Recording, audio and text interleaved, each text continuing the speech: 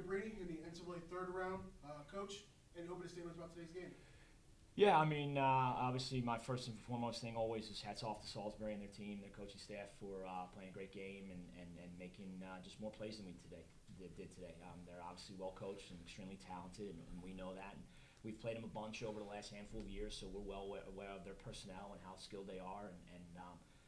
So they were able to, get down. We got up on them early, and we weren't able to sustain that, and they made a run, and then. I think those two goals right before halftime were really huge momentum swingers, and give them credit. Two of their players made plays. I think it was Cross and Bromwell made plays there in the last 30 seconds that took a one-goal game and made it a three-goal game. And again, we had a chance in the third quarter, like you always do. You still have another 30 minutes, but they made it tough on us. They made it tough on us, and. Their face-off guy, 43, came in. He's been playing well lately, and he was really effective, we thought. And, they had three guys face off at least, or maybe two, and we had to our one. And I think, when you're playing back-to-back in a hot environment like it is today, it's tough, and you got to hopefully the ball bounces your way a little bit. You get a little luck on days like this, and unfortunately we didn't. And, Salisbury made a couple more plays. But for us, it was, our kids we fought hard, and we've been fought all year. We're a young team. We graduated 19 kids last year, and so we weren't sure where this journey was going to go. But I think we've grown up as a team. We had a lot of new faces and guys stepping into new roles, and I'm extremely proud of their effort and the way they've grown and the way they've competed all year. Obviously, our destination each year now is a national championship, and I just told that we've gone through the looking glass. We got there in 19. And so there's no going back. This hurts, losing in the Sweet 16 or the quarterfinals, the Final Four. Like, it's championship or bust for us as a program. And everything we do is focused on that. And it's hard. It's hard to win games. And today we just weren't able to do it. But we'll be back, and we'll be grinding, and we'll find that next group of guys that hopefully can continue to, get us to where we want to go. Last time you guys were here on this campus for the national tournament, came away with the victory. Where you guys played Salisbury early in the year, it was, it took a Herculean effort from Salisbury to get the win. Yeah. Was there much difference from the game plan from earlier this year to now, or maybe 2019 from now, or anything like that? No, I think it always comes down to the players. I mean, our philosophies don't change too much. You tweak game plans a little bit. Listen, I mean, Crossfire was 6 for 12 today. You know what I mean? And I just joked with him out in the hallway. I said our plan was to slide to him this morning when he got out of bed. And we were a little bit late sometimes. I thought we did a good job on him in the regular season, a better job than we did today. He probably made some adjustments. Their coaches get paid to make adjustments and put him in better spots. I looked at the stats. I think Dowd and Bromwell had 3 goals between the two of them. To me, that's a good job by our defense and our coordinators.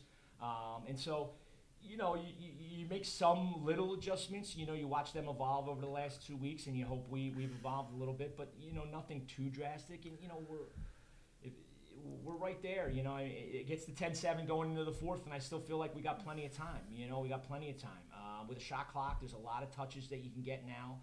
You don't have to play panicked lacrosse down 3 goals. Obviously, Salisbury proved that in the regular season against us. So again, I tip my cap to those guys. They just made a couple more plays than we did today, and they deserve to win. Yeah, of course, and Evan, you're obviously a captain of this team. Today didn't turn out how you wanted, but of course you guys win the conference tournament. You win yesterday against Washington. Kind of describe the whole season for you guys. For us as a group, Coach kind of alluded to it. We lost a lot of guys last year, so this is a newer group, a lot of different faces, a lot of younger guys that were all just trying to get involved. And yeah, we didn't really know what our ceiling was, but as we kept going week by week, felt ourselves coming together, feeling a groove. And when we played Salisbury last time, it wasn't the result we wanted, but it was kind of a sign to us that we can play with anyone, and just kept carrying that throughout the season. And it took us through the playoffs, and today we didn't get the result, but it's a mentality I really hope stays with the guys that are on the team now. Coach, you said championship or bust earlier, and what's the next steps for a program? Who are you looking to really build upon from the success of this year? The good news is, other than Ev and a couple of guys that we lose, we bring back a lot of guys, what I mean? And the guys that we lose are extremely valuable, and it's never easy to say goodbye to any of them because, he's been here for 5 years. They've been through a pandemic together. They've been through the rebuild.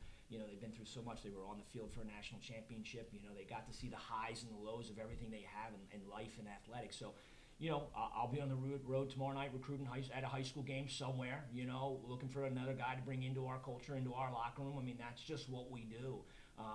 It's just go find those guys that want to compete and that know. I said to our guys in the locker room, we're going to leave that locker room, we're going to go over and see our parents and our family, and they're going to congratulate us on a great year, and they mean it, and you're going to accept that, their compliments. But we know as a room, like, what the true definition of what we want to be a great year is, and so we accept the compliment and we accept, the admiration and their support and all that, but we look at each other knowing, hey, we got 3 more games to win in this tournament, or 4 more games to win in this tournament to be where we want to be, and that's just how it is these days, and that's no slight to any other program. We know it's hard to get there, but that's the mentality from everyone from in our athletic administration, in our lacrosse program, down to the newest player, the guys that we'll bring into our locker room in the fall. Like, that's just what we are. So hopefully this is a nice little infomercial for any kid out there in the world watching this thinking, maybe I should go look at Cabrini University men's lacrosse program. Speaking of being a part of the program, having 5 years in this program, what does being a part of being a Cabrini Cavalier mean to you, and what's next for you? Being a part of this team means so much. There's so many guys that came before me that showed me that championship standard, and as I got older and stepped into my captain role, I just hope to be able to carry that and show it to those guys that are on the team now. And it's a brotherhood. Every guy I've played with, I know I could call right now and he'd come have my back for me no matter what. So it hurts to leave this group, but I know I'll always have it.